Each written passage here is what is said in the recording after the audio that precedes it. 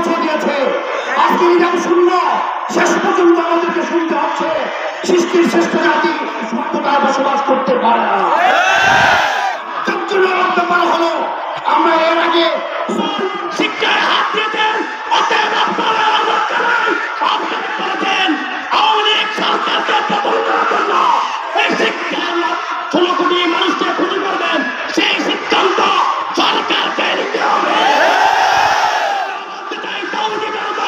বিশ্বের তরুণে বাংলাদেশে ঐক্যবদ্ধ হয়েছে, আপনাকে পারা আপনার প্রশাসন রক্ষা করতে পারবে না।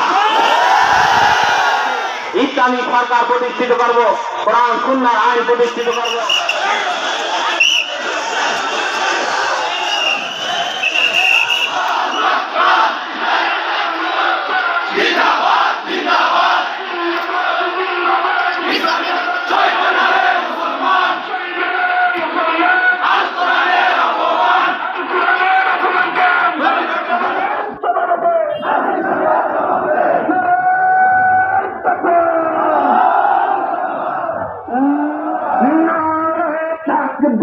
Allah